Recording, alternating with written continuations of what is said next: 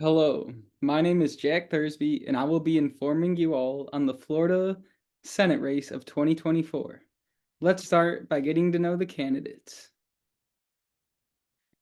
The two main candidates battling it out for the Florida Senate position are Rick Scott and Debbie Mucarsel Powell. Rick Scott is the Republican nominee and also the incumbent, meaning he is going up for re-election. Debbie Mucarsel Powell is the Democratic nominee. Both individuals have previous political experience, with Rick Scott serving 2 terms as the governor of Florida and Debbie Mucarsel Powell serving in the House of Representatives for 1 term. Rick Scott also won the senator spot in 2018, so he has a little bit more experience than Debbie may. Now, you may be wondering, why does this race matter? Well, historically, Florida has been a swing state. They were not confined to voting for a single party, but often switched between Democratic and Republican nominees. However, in more recent years, Florida has been consistently voting for Republican candidates ever since about 2016. Debbie Mucarsel Powell has a chance to change this pattern due to her stance on a few topics that are not bound by party lines. Abortion is one of these topics, as Mucarsel Powell is looking to reverse the 6-week abortion ban put in place by Rick Scott, and a projected 64% of women and 51% of men in Florida support this change, regardless of party affiliation. As you may know, insurance is another one of these issues. As you may know, Florida has just been hit with a few hurricanes, and homeowners have not been happy with how insurance companies have handled the situation. So insurance reform holds some weight for Floridian voters. Now, when we look at the polls surrounding this race, the narrative has changed a lot over the months. I would also like to preface that I looked at more polls than the ones I'm showing. These ones just have been conducted over the months, and they represent the big picture of what most of the polls are saying.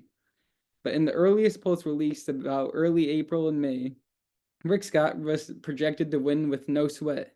He was up in all of the polls, beating Mucarsel Powell by at least 7%. As you could see by the Main Street Research and Florida Atlantic University, Rick Scott was up 16%. In the Emerson College polling, he was up 7%. And in the CBS News polling, he was about like 10% as well, 8% to be exact. However, as the summer months of June, July, and August polls were conducted, Rick Scott's lead started to dwindle. This makes sense, as it can be hard to get an accurate reading of people's opinions 6 months before the election. But as you can see, each of these polls has the two candidates within 5% of each other. Main Street Research and Florida Atlantic changed their poll, and they now find that Rick Scott only has a 4% lead. And compared to Emerson College, the race is between 1%. In the University of North Florida Public Opinion Research, it's also a 4% lead. This is interesting as the results have changed a lot, but this could be due to more people being inclined to take the polls as the race gets closer compared to early in like April and May. But as we get to late September, early October, this brings us to the most recent polls that have been conducted, which should ideally paint the most representative picture of the race. Each of these polls has the race to be decided by about 3% or less. As we can see, the University of North Florida now has the race within 3%, with Rick Scott having 49% of voters and Debbie Mucarsel Powell having 46% of voters. Emerson College ranked Rick Scott to have 48% support and Debbie Mucarsel Powell to have 44%, which is very similar to their summer months, September, August poll. Victory Insights has the race within less than 1%, which I think is going to be most realistic.